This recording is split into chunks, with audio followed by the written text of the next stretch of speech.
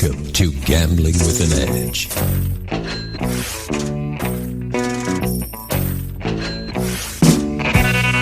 now, here are Bob and Richard.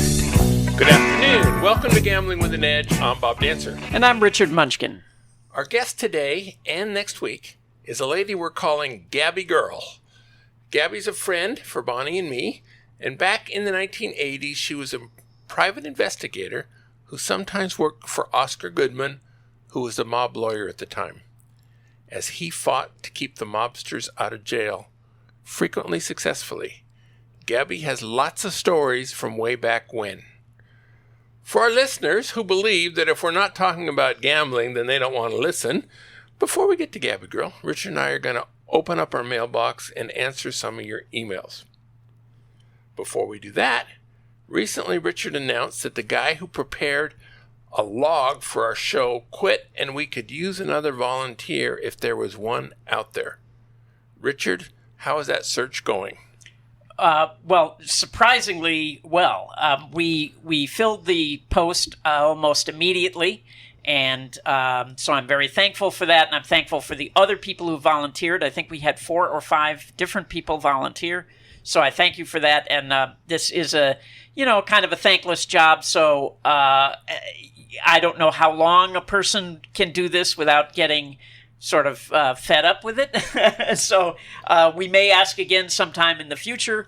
But anyway, so I just wanted to thank all of the volunteers for that, for the show notes. And in the past, the show notes do not always go up at the same time as the show. Sometimes there was a delay of, sometimes a week or even more.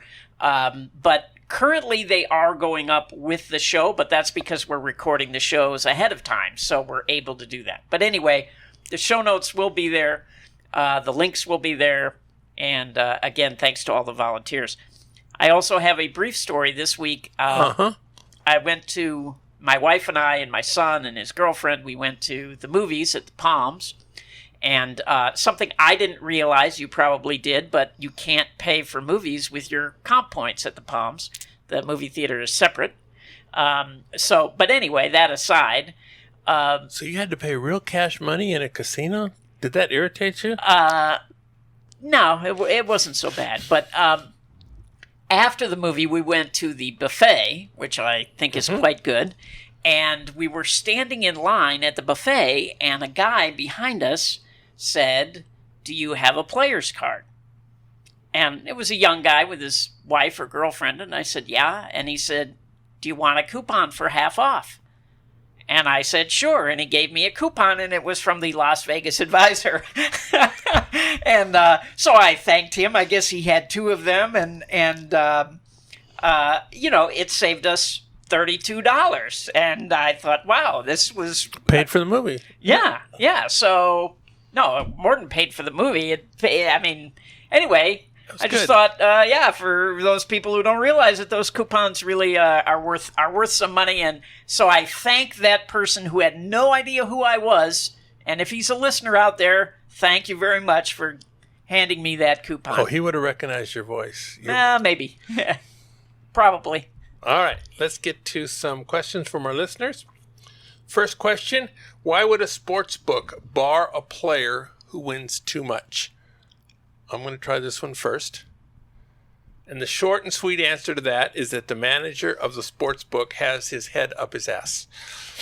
A really, really good sports bettor has an advantage of maybe 3% on average, usually less. It would be beneficial to that book to use the sharp player as an information source.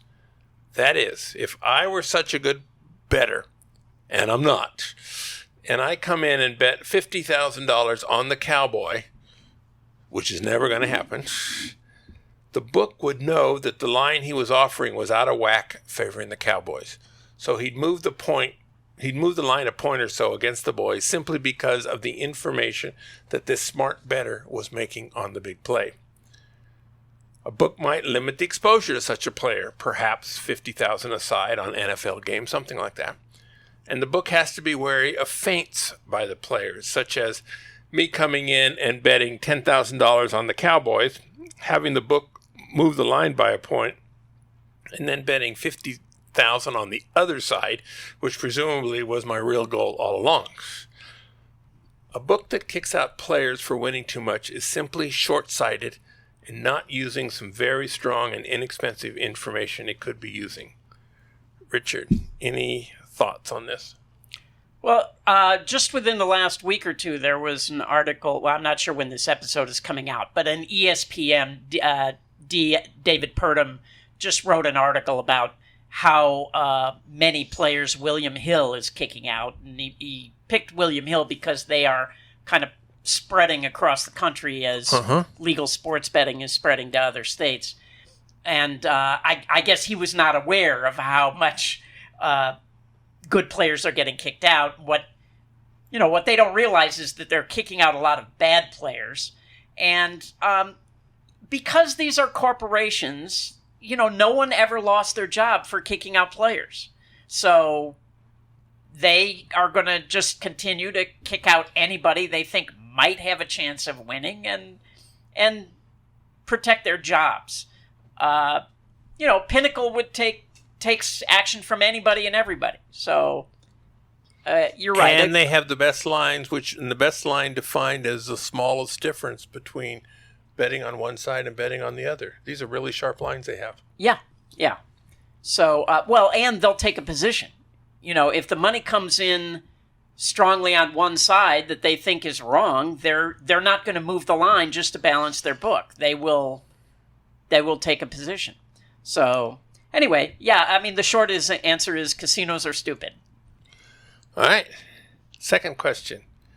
Can you provide some hints on how to scout table games without being too obvious about it? Richard, this one's all yours. Well, if you are scouting table games, I would think that you would see somebody else scouting table games, and they would often be very easy to spot. So the short answer is don't do what those people are doing.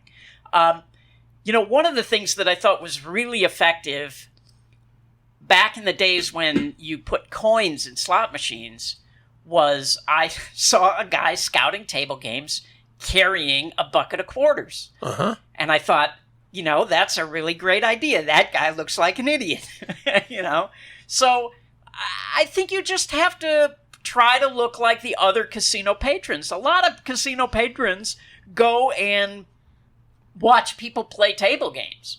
So you have to just sort of not do it like it's your job, you know what that looks like. So do what the other tourists are doing and be able to scout at the same time.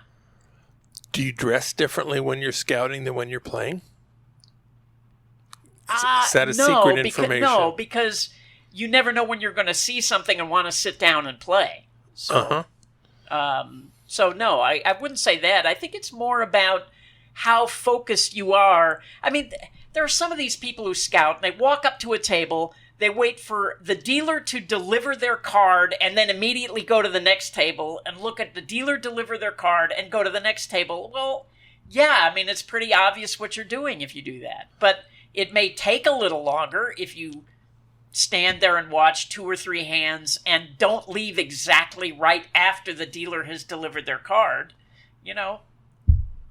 But you'll last longer. Yeah, I mean, yes. All right, another question. He says, I had this huge argument with my friend about a no-limit hold'em home game he attended. It was the first time he was invited by a friend, and he really didn't know anyone at this game. He was up $300 in the first hour. He eventually stayed for 4 or 5 hours and ended up being down $200. Afterwards, I asked why he didn't leave when he was winning, and he said he felt guilty being up $300 and wouldn't be invited again if he pulled a hit and run. I then asked, is it okay to leave when you're down $300 in the first hour then? All right, I'm going to try this one first because I'm not a poker player. Home games have special social rules to go along with them. A key factor is that you neglected to discuss whether or not your friend believes he's a favorite in this game. If he is a favorite, playing hit and run is not a good way to keep his welcome. If he's not a favorite, he's better off not being invited again. If he has no idea whether he's a favorite or not, then he's probably not. The quit while you're ahead rule of money management is not one that winning players use. At the 1 hour mark, he didn't know what the results of the next 3 to 4 hours were going to be. After the session is totally over, well then yeah, you could say, should have quit at the high point. But while you're playing, you never know where that high point is. Winning gamblers use a rule something like, are you a favorite and playing well? If yes, keep playing. If not, get out of there. Assuming your bankroll isn't threatened, your current score is not really part of that calculus. Richard? Yeah, I think home games are an entirely different animal, and I think the guy was right that he probably would not be invited back.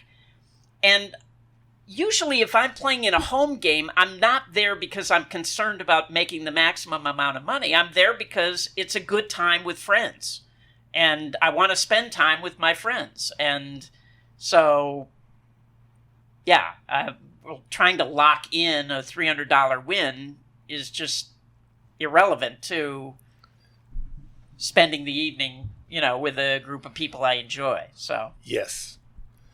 And if I am a favorite, well, then if I stay longer in the long run, I'm making more money, not losing money. Yes, even though there will be times where it goes the other way. Yeah.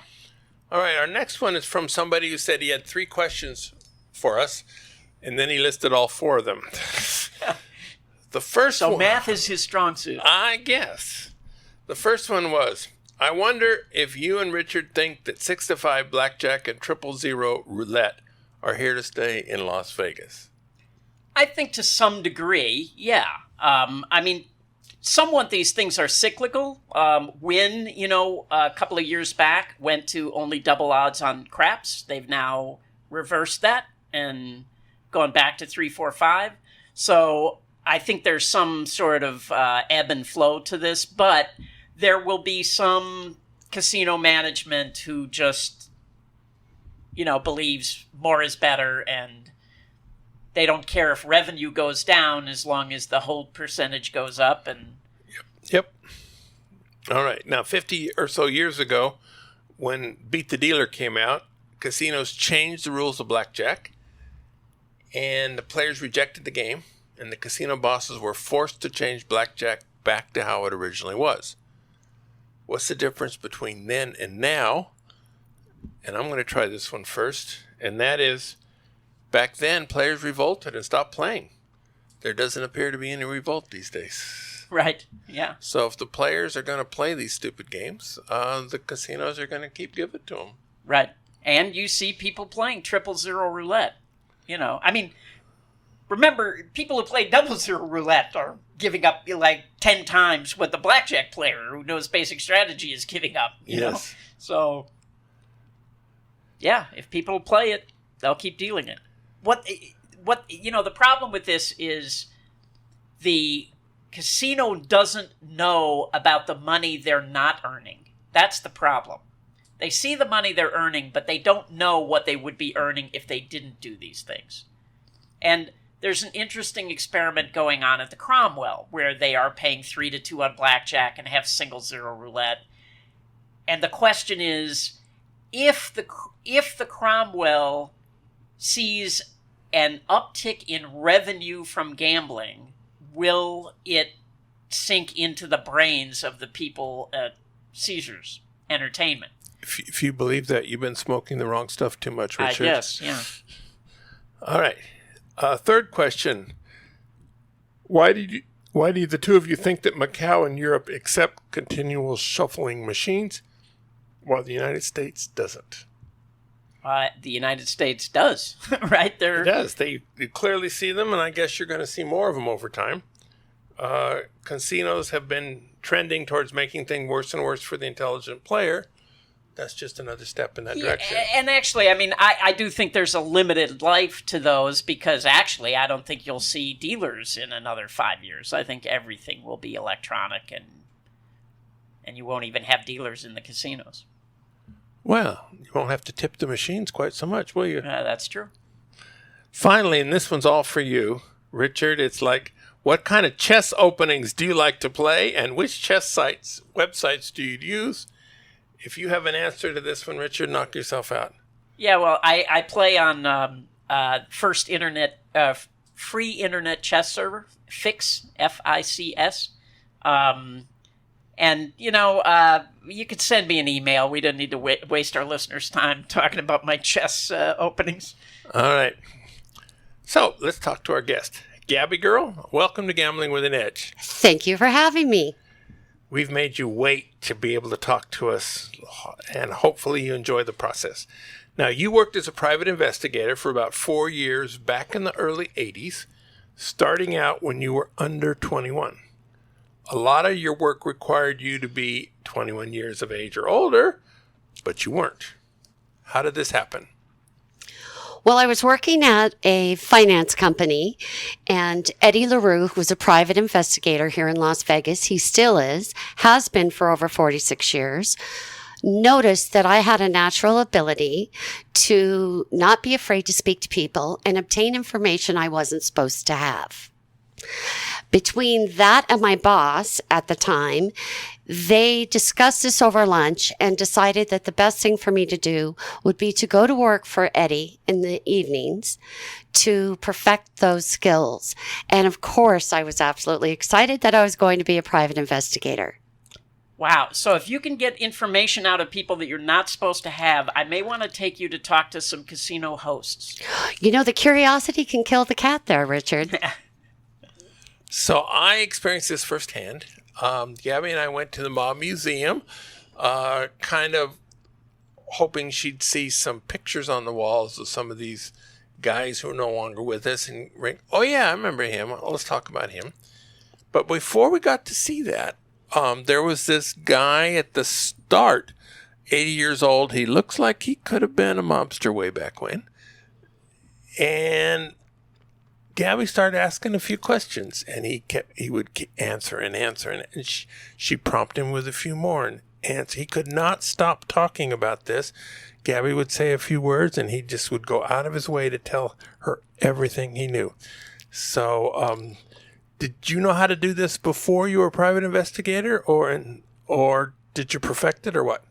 It was something that I learned how to do. Is most cases when you're investigating someone or you want to know information, you give them more information about who you are or something of interest, and they automatically want to tell you everything they know. As you know, as I approached that gentleman, I said, "You look like family." And he smiled very sincerely and was ready to acknowledge me as a friend. From there, he started telling me and dropping some very big names in the process. Also clearly advising us the association with Oscar Goodman and the Mob Museum, how it was acquired, and different cases that he knew. It was, she's good, guys. She's good. So what was your first case? This might have been 1980 or so, 1981? 1981. Cary Sayegh was a child who was 6 years old who was kidnapped in 1978. His father was Saul Sayegh, who was the owner of Carpet Barn at the time, which was our largest flooring provider in the Las Vegas area. Cary Sayegh was a very difficult case, and to this day hasn't been solved. I started working in the evenings with Eddie LaRaue following leads. Some of those leads came from psychics and mediums and other methods, not of paper, not of research, not of interviews. And we would follow those leads, whether it was a psychic or a medium having a impression of train tracks and grass and certain road marks. Was this because the father of the victim wanted to hire you to pursue these types of leads? Yes, Eddie was one of the largest, or was the main investigator for the Cary Sayegh kidnapping. Now, they did arrest a gentleman named Gerald Burgess, and he was tried, but he was acquitted. There wasn't enough information to convict him, but he was the last person to see Cary Sayegh, admittedly, on the playground the day he was kidnapped. He also was the person that found the one piece of evidence, which was this shoe. I don't recall whether it was the right or left shoe, but Mr. Burgess was tried and not convicted. Did you, I mean, if I were in your shoes and the client wanted us to investigate things that, were told to him by a psychic, I don't know. I mean, to me, that just seems kind of like a big waste of the guy's money. Well, this was 5 years after the kidnapping. And the only evidence they had was the evidence that was on scene. They'd already had a failed trial. They had already exhausted all the police leads that we had. And you search for answers at the best place you can find some answers. And those answers were coming from psychics and mediums and people of the spiritual persuasion. But none of those panned out. None of them did. Which does not sound like Richard was going to be too surprised at that. Yeah, I mean... Well, I understand. I guess when you're desperate, right? If you've lost a child, I can see it's... When you're a grieving father, you would want to know, especially when you have financial means, to continually pursue something that can't be solved. To this day, that case is not solved. He has not been found. He's still featured on America Most Wanted and some of the missing children programs that we have today by John Walsh. So now he'd be 45 or so and might have changed a bit. Okay. Who was Yablonsky? Joe Yablonsky was the FBI director in Las Vegas, Nevada. He had such a vendetta, and of course any person in the law enforcement would have a vendetta against criminal activity. He had a vendetta against not only the mob and the illegal activity and the racketeering that was happening in this town because of the gaming, the gambling, the skimming, the murders, which I take a deep breath when I say murders, because at this time of my life when I started, I was so naive to that. Joe Yablonsky wanted Oscar Goodman. He did not like the fact that Oscar Goodman could defend these criminals, known murderers and racketeers, allegedly, and get them off of their charges. No matter how hard Yablonsky and the FBI team worked in this town, they couldn't get anything to stick because there was evidence, but not enough evidence. And when you're up against Oscar Goodman, who was one of the best defense attorneys in this country, not city. He made $10,000 a day, and he earned every penny. How well did you know Oscar? Oscar was one of our clients.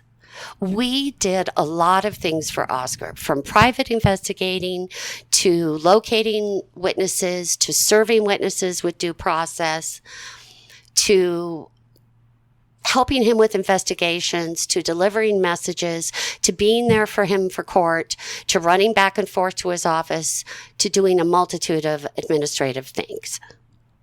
So you knew him as Oscar the lawyer, but not a personal relationship.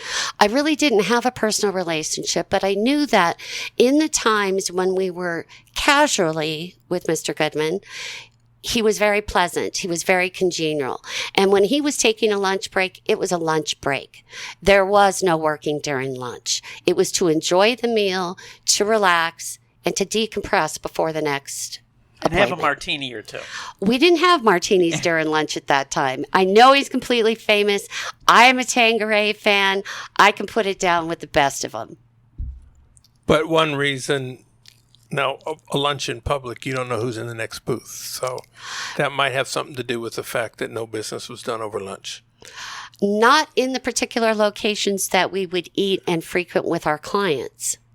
It wasn't discussed during lunch. But often you could be at a place called Chicago Joe's and you could hear lots of negotiations going on between attorneys and prosecutors, not necessarily witnesses or anything that would be criminally productive. Chicago Joe's is still open. Yes, it is. There. Yeah. It's got the best meatball sandwich in the world. Now, you might have been naive about these guys were killers, but you were close to your father. Surely your father wasn't naive about it. How did he feel about you working one step removed from the mob? Well, here's his little Catholic girl very bubbly, very inquisitive, very blonde, very tiny, and very excited when I would come to Sunday dinner and I would tell my traditionally Catholic father that I met someone like Anthony Spilotro and how exciting that was. Or we were investigating the Hole in the Wall gang, and that Oscar Goodman was a wonderful attorney who had made the paper so many times. My father read the paper every day. He was horrified that his little girl thought this was exciting because these were murderers by my father's perception. Well, your by father, anybody's perception. Your father happened to be right in this case. Yeah. So what was the first time you met Spilotro? During the investigation after the Hole in the Wall gang had been arrested. It was a sting operation that was set up by the Metropolitan Police. Gene Smith was very instrumental in that. He was an undercover narcotics officer. He belonged to the SWAT team. He was very instrumental in going after the mob. And the mob actually feared him because he was not afraid of them at all. So they set up a sting at Bertha's, or Bertha's, some people call it Bertha's, and it was supposed to be $1 million haul. They were to go and cut into the roof. Wait, we should tell the audience, for those not old enough to remember, what the Hole in the Wall gang was and what Bertha's was. The Hole in the Wall gang was a group of men allegedly connected to mob or Chicago outfit organizations. They would cut particles out of buildings to avoid wire alarms so that they could rob certain facilities. Right. They would literally cut a hole in the wall or a hole in the ceiling to go in and rob places. Or the floor. Or the floor. And they were nicknamed the Hole in the Wall gang because they were actually copying the old-time bank robbers and train robbers in the turn of the century that would cut a hole into a bank to take the safe. That was to avoid anybody seeing them removing this in the middle of the night. The Hole in the Wall gang was arrested and on July 4th. And the reason why they chose in what year? 1981. Okay. So when I came in, it was probably 6 months after that where I was part of the defense investigation. So Oscar Goodman was defending these guys. Was Frank Cullotta one of the Hole in the Wall gang? Yes, he was. Okay. Oscar was defending Anthony Spilotro because Cullotta, after all the information that the criminal department had advised on mobster activity, he knew he had no other choice. He was caught. He couldn't do anything about it, so he sang like a canary to get out of it. Our job was to help in the defense investigation while Oscar was representing Anthony Spilotro. Okay. So what was that very first meeting? I mean, was it at Oscar's office, or how did you meet him? My first meeting was at a place called the Blue Onion. The Blue Onion was at one time a Bob's Big Boy down on Las Vegas Boulevard. It wasn't a candlescent place. It was more like a coffee shop. Several times when I had seen him, I only knew him as the aunt. At that time, I had no idea that the aunt was Anthony Spilotro.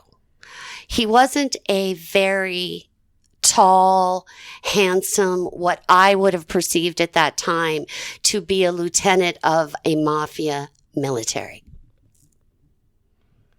But you learned. I learned very quickly. All right, we're going to talk more about Anthony Spilotro next week.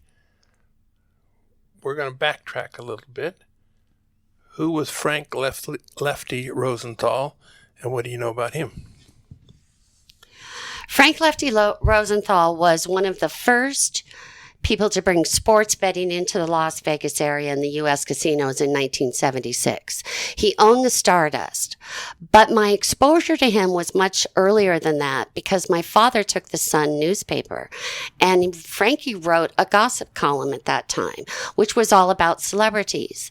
Me enjoying the drama of finding out information that I'm not supposed to know, I enjoy reading the column. He was also the first casino operator to bring women to the blackjack floors. In that time, I don't think that's true. I think the Union Plaza was the first one to use women blackjack dealers, and I think they started in about 1970, I think. I may be incorrect with that, but I Possibly do know the first that... one on the Strip. Possibly. At the Stardust. I know that it doubled their profits for that year. That's how effective it was. Also, Frankie had a little problem with his friends that he associated with, and they bombed his car. When I say they, I have no knowledge of who. I just say they to make it safe. Do you have any suspicions of people who are no longer alive that you could suspect out loud? Or do you think that's not a good idea? Well, I'm not exactly sure, but I know that Lefty was a talker. He was during the hearings of the mob when they created the criminal investigation and the government went after them. He was very verbal. He knew lots of people, celebrities. I don't think he was a very well-liked guy because I'm sure that he held the till very close in his own casinos. Although he rubbed elbows and had associations, I have no knowledge of whether he actually paid skim. Well, the movie Casino is about Lefty Rosenthal, and they make it pretty clear, based on the book by Nicholas Pileggi. I don't know if that's how you pronounce his name. I mean, they make it pretty clear in the movie that it was Spilotro that had his car bombed. Now, I'm sure he didn't plant the bomb himself, but I remember very vividly the night that happened. Also, I just a brief aside, I love his asides, by the way. In 1978, I broke in as a blackjack dealer at the Golden Nugget downtown, and one of my regular customers said to me after I'd been there about 8 months, "How come you're not dealing on the Strip?" And I said, "Well, I don't. Everything in Las Vegas is juice. You have to have juice to go work anywhere." And I said, "I don't have any juice." And this was an older woman who was from Las Vegas forever. And she just looked at me like I was an idiot. And she said, "Your father is an attorney in Chicago, and you don't think he knows somebody that can get you a job on the Strip?" And I was like, "Oh, I never thought of that." So I called him. My dad calls me back 3 days later, and he says, "Yeah, I can get you a job on the Strip. Go to the Stardust and talk to this guy named Frank Rosenthal." And I had already been here long enough that I said to my father, "You know what? Thanks anyway. I'm going to go find my own job." That's a double shot of juice there, Richard. Oh. All right. We're going to talk about Frank Cullotta turning state's evidence. But before we do that, we're going to take a brief break for some commercials. South Point has more than 10,000 games, returning more than 99%. This is more than anyone else has. There are two separate promotions going on in September. First, there's a $600,000 Money Madness promotion, and there are two casino-wide progressives going on at the same time. The big one must be hit between $10,000 and $25,000, and if you're playing when somebody else hits it, you get $25 in free play. The smaller one goes off between $1,000 and $2,500 and hits about 3 times a day. You're eligible for both so long as your card is in and you've played at least $1 in the past 60 seconds. The second monthly promotion is for bottles of moonshine. Play 500 points per week and earn 1 bottle of City Lights Shine. Max of 2 bottles per week with your choice of 4 different flavors. These bottles are specially labeled to commemorate the inaugural South Point 400 NASCAR race, which was held September 16th. Video poker classes. Semester has ended for the year. We will be starting again in mid-January. At videopoker.com is the best place to play lots of games. If you sign up for the gold membership, $8.95 a month or $79.95 a year, this allows you to get correction on most of the game. The game of the week is wheel poker with quick quads. 7 coins per line, where 1 extra coin for the wheel and 1 extra coin for quick quads. The wheel averages 157.5 coins, and you get it for every quad and every quick quad. All right, we are back talking with Gabby Girl, and a few minutes ago, she mentioned Frank Cullotta was one of Tony Spilotro's lieutenants in the Hole in the Wall gang, and for his own reasons decide to turn state's evidence and squeal on the members of the mob. Was this a big deal? It was absolutely a big deal. In my young, uneducated mind, who thought that the mafia were pure business and only there to conduct business, and that was part, because when you are a private investigator, you have to be objective. You can't enter into any case that you're doing with an opinion that is any of value, because it will sway your investigation. I come into work the day after Cullotta turned state evidence, which was down on 3rd Street. And as I'm coming off the freeway at the 95, the buildings are covered with National Guard, FBI, SWAT teams, police. Everything is cordoned around the courthouse. And I had no knowledge because I didn't read the paper that morning, nor did I watch the news that night.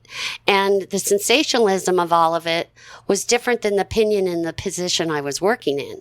My job was to act as an administrator in the defense and the investigator in the defense. So I didn't watch that. I came into work and I said, "Eddie, what's going on downtown?" And he goes, "You silly girl. Cullotta turned state evidence. He is going to testify against all of them. This whole case may go down. I've already been on the phone with so-and-so and so-and-so and so-and-so. Sit down. Get your paper. Get your book. I got some things for you to do today." And then my list proceeded. That is actually when it all got turned up. Because when it got turned up, Oscar got involved. Now, Tony Spilotro needs to be defended because he was the enforcer who ordered the robbery. This was all related to the Berthe or the Bertha's robbery and what was set up as a sting operation by the FBI and the Metro Police Department. And, I read Frank Cullotta's book, which I enjoyed, and I'm still hoping to get him on the show, but he's not. Yeah, I don't know reachable. if he's still alive, actually, but because he hasn't been answering anybody. It has been reported that he's not in good health now. Yeah. But I just wanted to say his book is quite entertaining, and the story of that bust and how it happened, I mean, it sounded like, Keystone Cops and the whole thing just sounded like a cluster. Exactly. But yeah. Well, they tried to pull the robbery off on July 4th so that with the loudness of the drills and the ladders and the saws that nobody would notice it because the 4th of July fireworks would be going off. And they had inside information that the safe was going to have $1 million in it or jewels. And as it turns out, Metro was all set up. The FBI was all set up. They got into an argument because somebody didn't show up or do what they were told.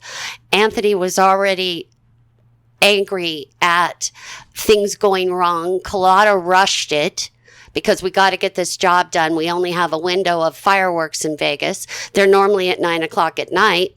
We have to make this happen. Vegas was a small town then, probably 225,000 people. Now, by the way, I should say, at least from Cullotta's side of the story, he felt pretty confident that Spilotro was going to have him killed, which is why he decided to turn state's evidence. I'm quite sure he had his pretty strong reasons. Yeah. I don't know if I could sleep well at night being confident that the aunt was going to kill me. Yeah, it might have made you a little nervous. Yeah. Yes. Now, there was reportedly $1 million reward put on Frank Cullotta's head after he turned state's evidence.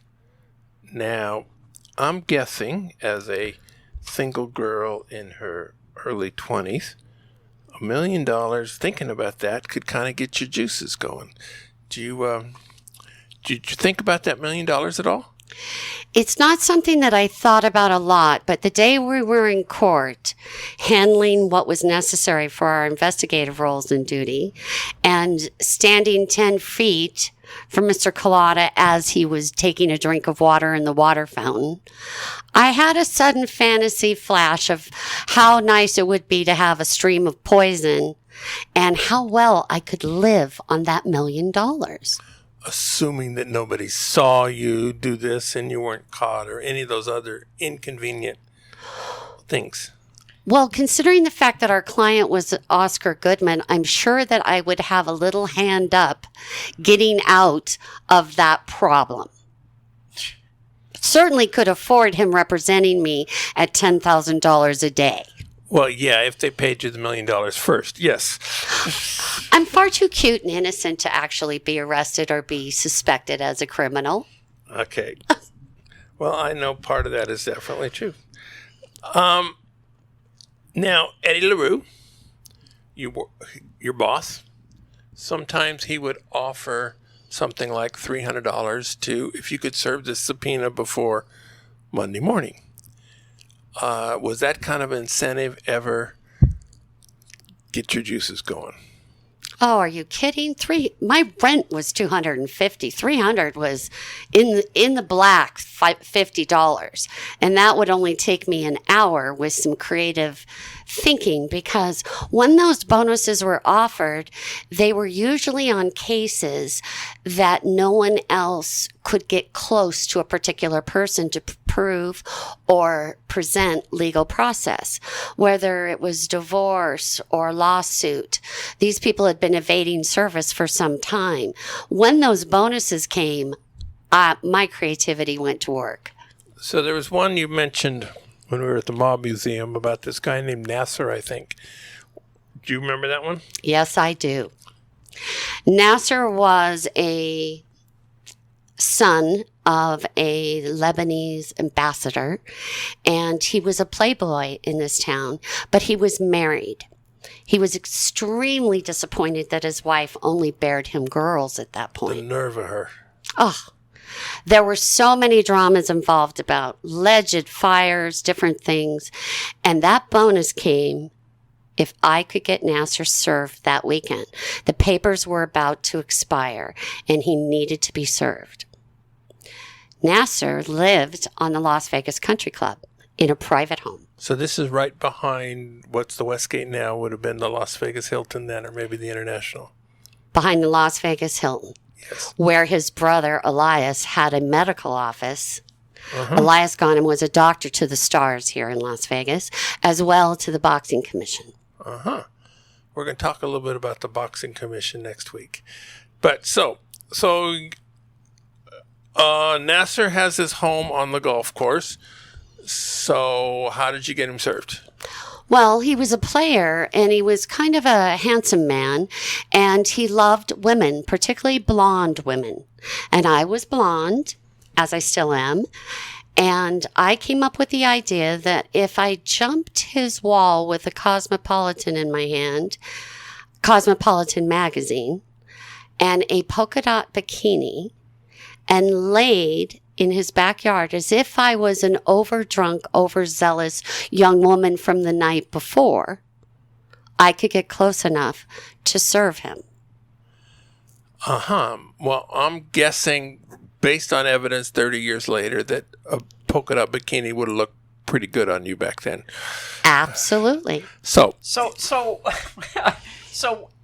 how did this work? You're in a bikini. You drive onto the golf course. How did you get to his house and jump his fence in a bikini? First of all, part of private investigating is knowing all the records and knowing where's where and who's who and who owns what. So I get his address, I get the gate to the code from our client or from their attorney, and I decide to go there at 8:30 on a Sunday morning and jump the wall and act like I was just one of the girls left over from the night before, reading a Cosmopolitan.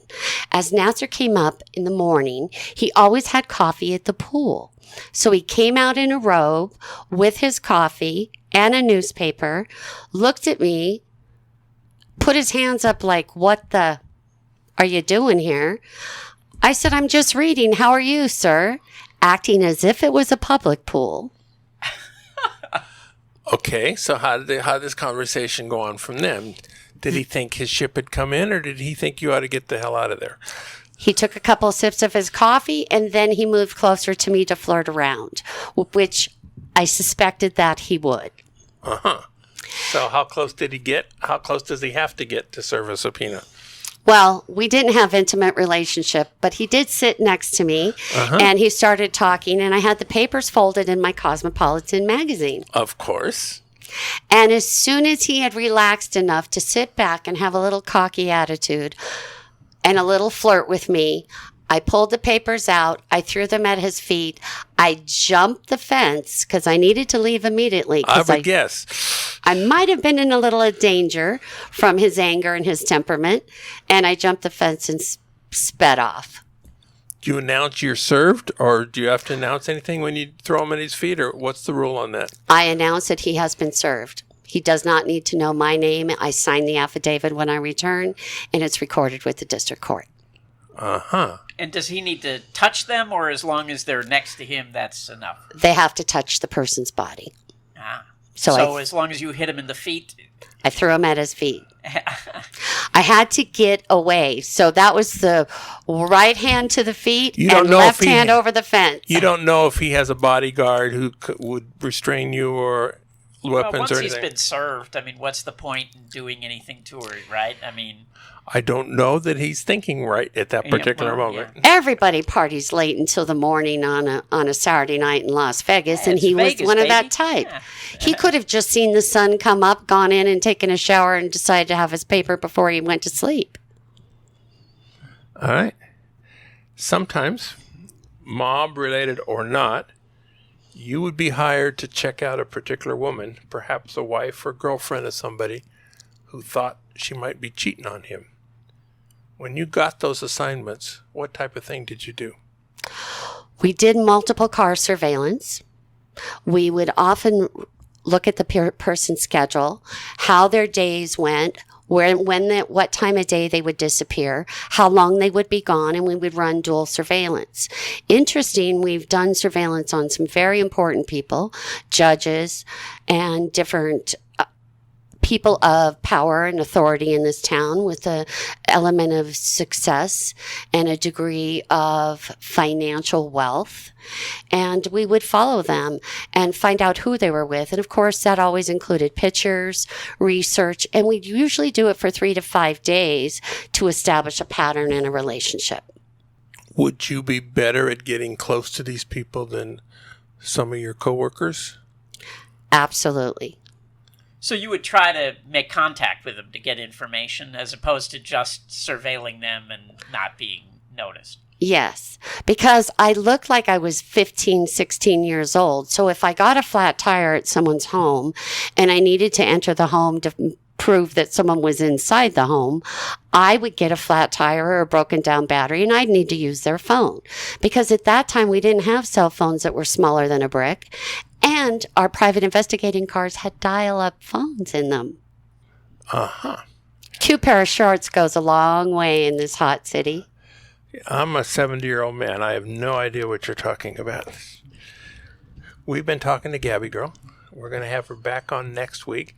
She's going to go more into detail on Tony Spilotro and some of her other shenanigans that she pulled way back when, and she's a private investigator.